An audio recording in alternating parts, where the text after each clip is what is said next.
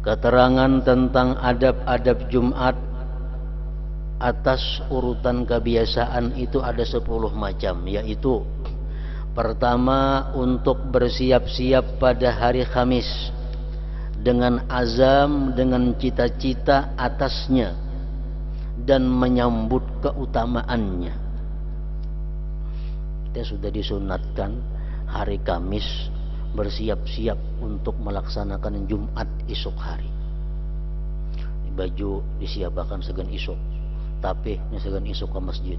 Ini kopiah segan esok ke masjid. Sudah disiapkan untuk esok ke masjid. Bersiap-siap pada hari Kamis dengan azam atasnya dan menyambut keutamaannya. Maka ia sibuk dengan doa, istighfar, membaca tasbih sesudah salat asar pada hari Kamis. Jadi imba asar hari Kamis itu sudah siap-siap menyambut kedatangan malam Jumat. Karena saat itu adalah saat yang diseimbangkan dengan saat yang samar, disamarkan ketetapannya pada hari Jumat. Karena ada pendapat yang mengatakan bahwa pada sore hari Kamis itu ada juga masa, ada juga waktu sedikit.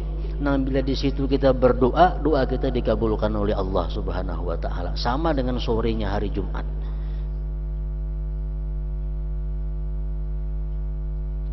Sebahagian ulama salaf berkata, sesungguhnya Allah Azza wa Jalla mempunyai anugerah selain rezeki para hamba. Dari anugerah itu tidak diberikan kecuali orang yang memintanya pada sore hari Kamis dan hari Jumat.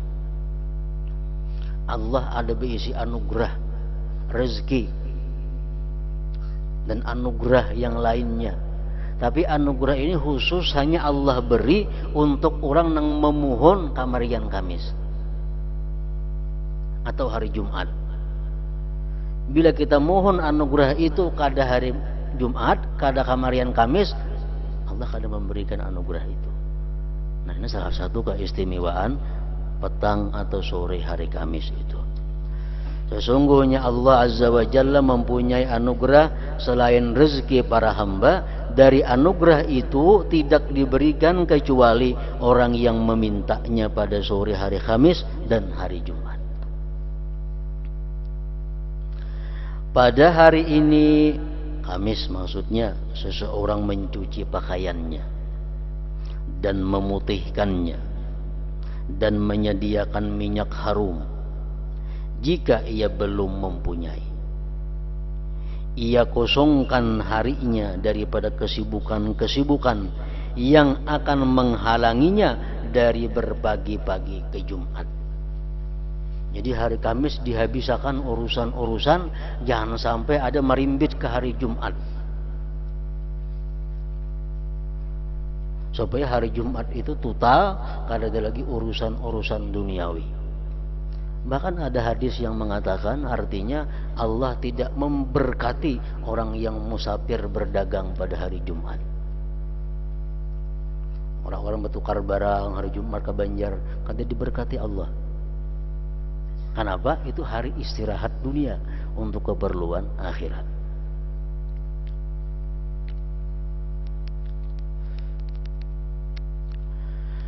Dan ia niatkan puasa pada malam ini untuk puasa pada hari Jumat, karena hari itu mempunyai keutamaan.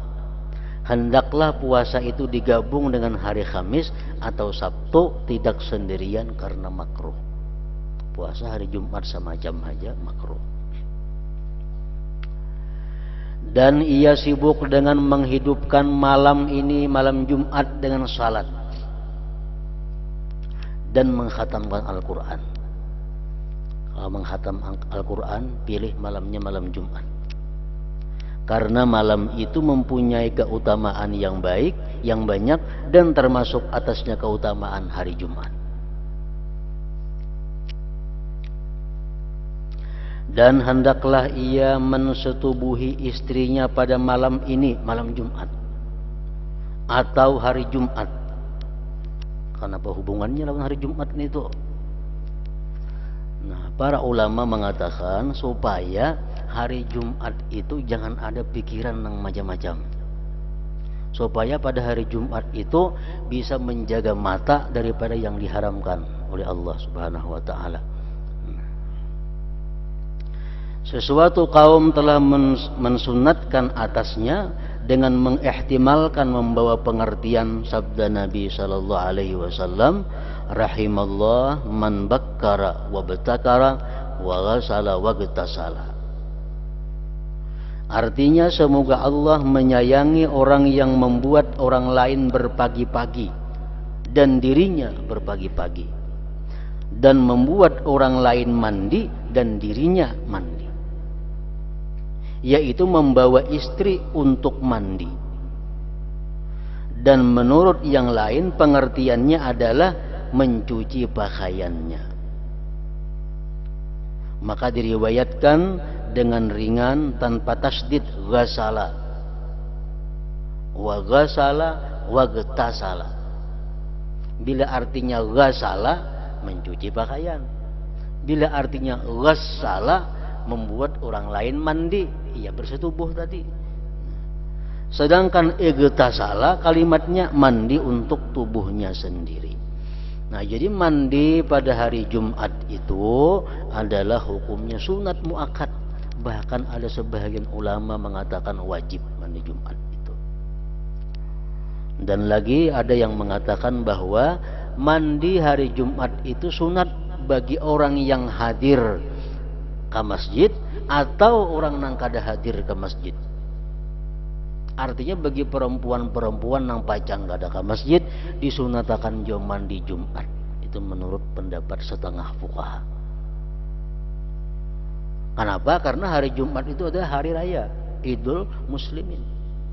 Jadi bukan hanya nang hendak ke masjid nang disunatkan mandi, tapi orang-orang nang bakal kada ke masjid macam perempuan-perempuan disunatkan juga mandi Jumat. Mandi Jumat masuk waktunya mulai subuh, mulai terbit fajar. Sedang kalau mandi hari raya mulai tengah malam, mulai jam 12 lewat sudah boleh mandi sunat hari raya. Nah, kalau mandi sunat Jumatnya mulai subuh.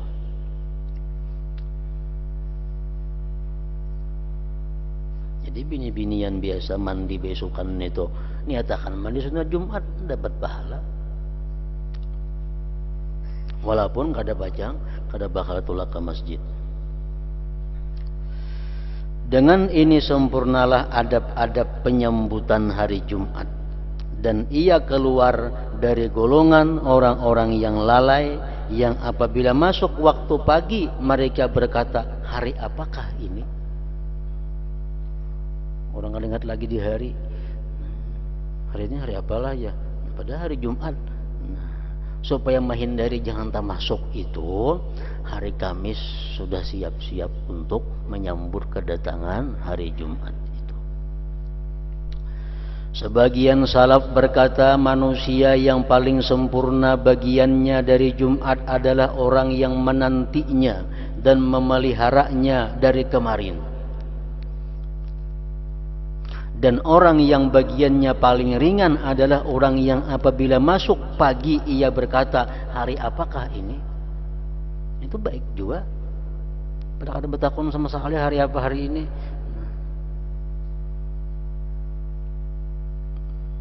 Sebagian salaf berkata pada malam Jumat bermalam pada malam Jumat di masjid untuk salat Jumat.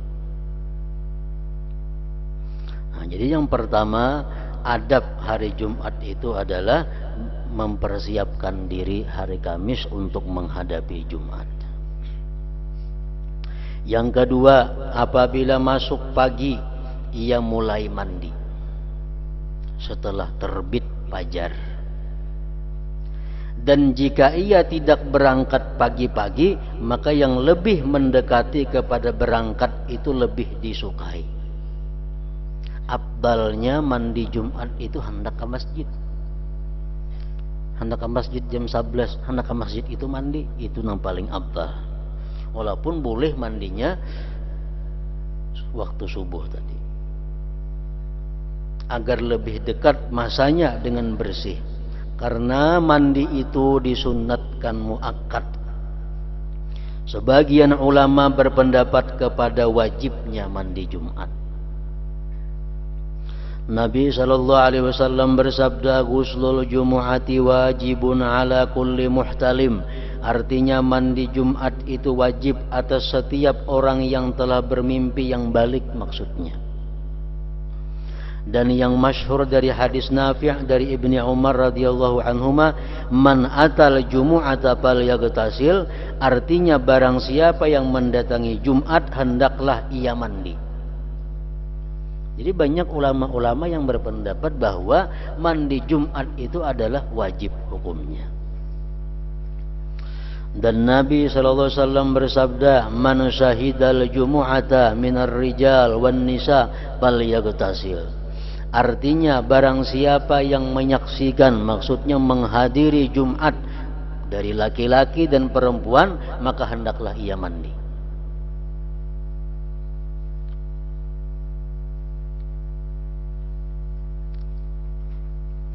Bahkan disebutkan dalam kitab Fathul Mu'in, kalau kita kada sempat mandi masih disunatkan mengqadha mandi Jumat itu.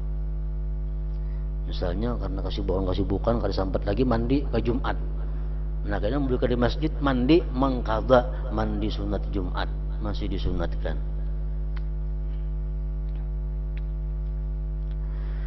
Penduduk Madinah apabila ada dua orang yang saling memaki, maka salah satu dari keduanya berkata yang lain, "Sungguh kamu lebih buruk daripada orang yang tidak mandi pada hari Jumat."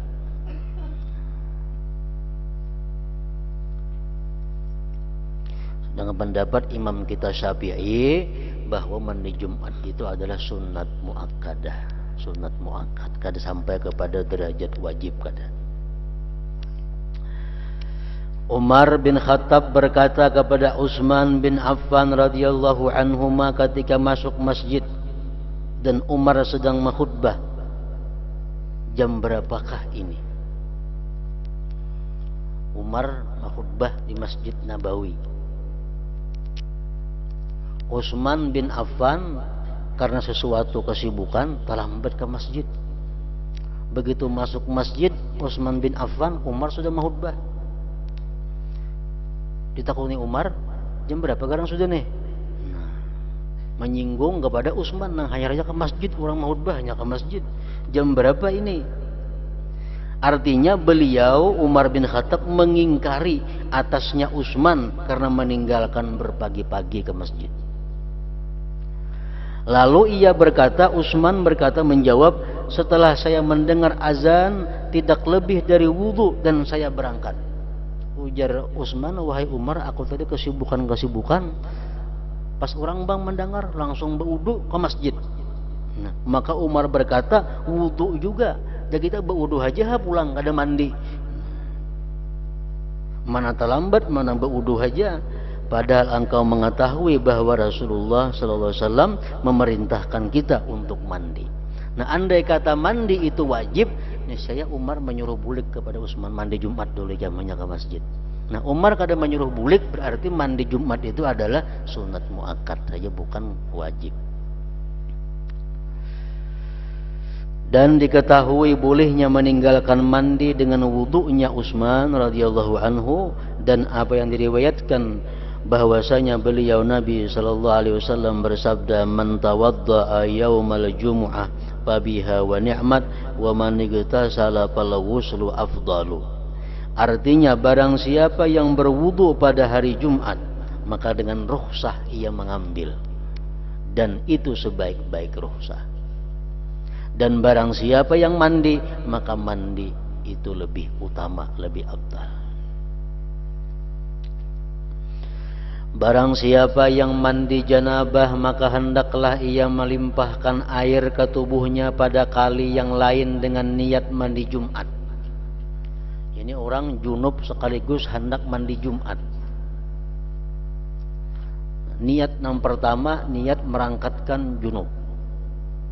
Tuntung, hanya berniat pulang sekali mandi Jumat. Nah, tumpahkan air ke seluruh tubuh. Barang siapa yang mandi janabah, maka hendaklah ia melimpahkan air ke tubuhnya pada kali yang lain dengan niat mandi Jumat. Jika ia mencukupkan dengan 1 kali mandi, maka hal itu cukup baginya. Dan ia mendapat keutamaan apabila ia niatkan kedua-duanya. Andai kata inya mandi junub aja, kada mandi Jumat, inya kada dapat pahala sunat. Tapi sudah gugur tuntutan mandi itu. Pahala kada dapat, makruh hilang. Kalau inya berniat mandi junub ditambah pulang niat mandi Jumat, nah dapat pahala kedua-duanya itu.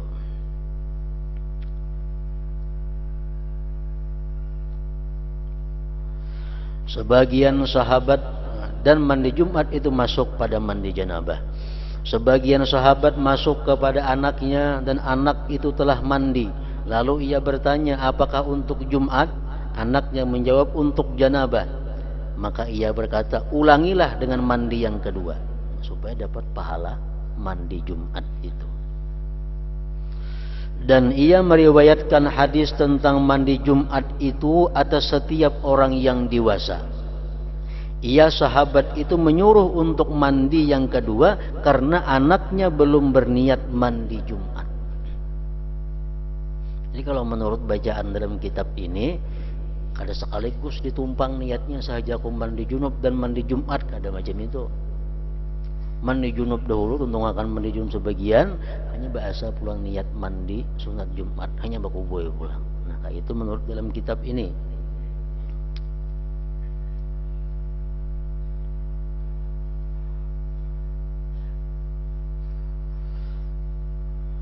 Karena anaknya belum berniat mandi Jumat, dan tidak jauh untuk dikatakan bahwa tujuannya adalah kebersihan, dan itu telah dicapai dengan tanpa niat. Tetapi ini juga tercela dalam wudhu juga, di mana menurut syara hal itu telah dijadikan sebagai pendekatan diri kepada Allah, maka tidak boleh tidak untuk mencari keutamaannya. Kita berwudhu kada mandi sembahyang Jumat itu hasil aja, sah aja, cuma tercela. Artinya makruh meninggalkan mandi nang disunatkan itu. Dan mandi sunat Jumat itu bentuk mandinya sama dengan mandi janabah. Mandi Jumat bentuk mandinya, cara mandinya sama mandi janabah. Seluruh tubuh dibasahi lawan banyu. Barang siapa yang telah mandi kemudian berhadas, maka ia berwudu dan mandinya tidak batal. Dan lebih disukai adalah memelihara dari yang demikian itu. Makanya kau imbah mandi itu langsung wudu, jangan berhadas-hadas lagi, langsung ke masjid sampai sembahyang Jumat. Yang ketiga, adabnya Jumat adalah berhias. Berhias itu disunatkan pada hari ini. Berhias itu ada 3, yaitu pakaian, kebersihan, dan bau harum. Adapun kebersihan itu maka dengan bersiwak, mencukur rambut. Maksud mencukur rambut ini bukan rambut nang di kepala, kada rambut nang di katiak, rambut nang di ari-ari. Jadi bukan menggundul kepala, nang Jumat begundul, kada macam itu maksudnya.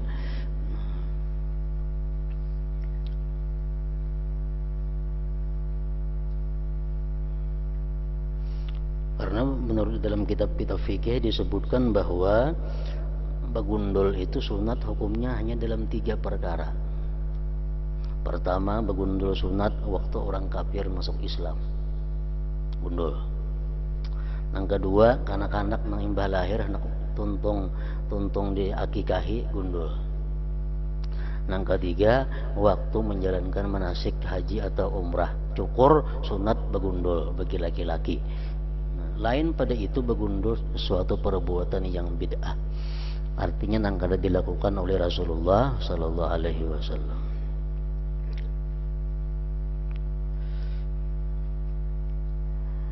memotong kuku, menggunting kumis, dan seluruh apa yang terdahulu di dalam kitab bersuci. Ibnu Mas'ud berkata, barang siapa yang memotong kuku pada hari Jumat, maka Allah Azza wa Jalla mengeluarkan satu penyakit daripadanya. Dan Allah memasukkan obat padanya. Jika ia telah masuk ke pemandian pada hari Kamis atau Rabu, maka maksud itu telah tercapai. Kamis, hari Rabu, bebersih semuaan demikian, maksudnya sudah tercapai juga. Paling kada besokan Jumat yang berhias bebersih itu. Maka hendaklah ia mengenakan minyak harum pada hari ini Jumat dengan minyak harum yang paling harum yang dimilikinya. Yang paling harum baunya cari, agar dapat mengalahkan bau-bauan yang tidak disukai, dan dengannya dapat membawa keenakan dan keharuman kepada penciuman hadirin yang ada di dekatnya. Wa ahabbu tibir rijal ma zahara rihuhu wa khafiya launuhu, wa tibin nisa ma zahara launuhu wa khafiya rihuhu. Artinya sebaik-baik minyak harum untuk laki-laki adalah sesuatu yang jelas baunya dan samar warnanya. Laki-laki cari minyak harum nangkar tapi kelihatan warnanya tapi harumnya keciuman. Sedangkan minyak harum wanita itu adalah sesuatu yang jelas warnanya dan samar baunya. Kalau perempuan cari minyak harum nang kelihatan warnanya tapi jangan tapi harum. Kalau laki-laki cari minyak harum nang harum baunya, nang warnanya samar, jangan kelihatan. Hal itu diriwayatkan dalam asar sahabat. Al-Imam Syafi'i radhiyallahu anhu berkata, barang siapa yang bersih pakaiannya, maka sedikit sedihnya. Dan barang siapa yang harum baunya, maka akalnya bertambah. Itu perkataan daripada Imam Syafi'i. Adapun pakaian, maka yang paling disukai adalah pakaian putih hari Jumat itu, karena pakaian yang paling disukai oleh Allah adalah putih. Ia tidak mengenakan yang terkenal, artinya pakaian-pakaian yang membuat orang cangang. Ke masjid baju batik misal, nah begitu masuk orang cangangan, saya baju batik itu orang kan baju putih banyak, pembeliannya lu cangangan ya orang, jangan macam itu. Ia tidak mengenakan yang terkenal, mengenakan yang hitam jangan hari Jumat. Itu tidak termasuk sunnah dan tidak ada keutamaan memakai baju hirang itu. Bahkan segolongan ulama memakruhkan untuk melihat kepadanya. Orang pemakai baju hirang jangan dilihati. Makruh melihati orang yang memakai baju hirang. Bahkan segolongan ulama memakruhkan untuk melihat kepadanya, karena itu adalah bid'ah yang diada setelah Rasulullah Sallallahu Alaihi Wasallam. Dan sorban itu disunatkan pada hari ini Jumat. Wasilah bin Asqa meriwayatkan bahwasanya Rasulullah Sallallahu Alaihi Wasallam bersabda, Innallaha wa malaikatahu yusalluna ala ashabil amaim yaumal qiyamah. Artinya sesungguhnya Allah dan malaikatnya memohonkan rahmat atas para pemilik orang yang mengenakan sorban pada hari Jumat. Jika disulitkan oleh panas, maka tidak mengapa melepaskannya sebelum dan sesudah salat. Tetapi tidak dilepas sorban itu pada waktu berjalan dari rumah menuju Jumat, tidak pula pada waktu salat, dan ketika imam naik mimbar, dan ketika imam berkhutbah. Nah, kemudian yang keempat, adab tentang hari Jumat adalah berpagi-pagi ke jami, ke masjid.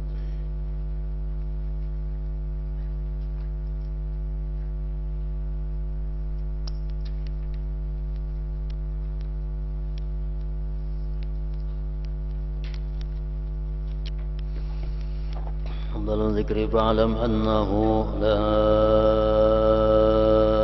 إله إلا الله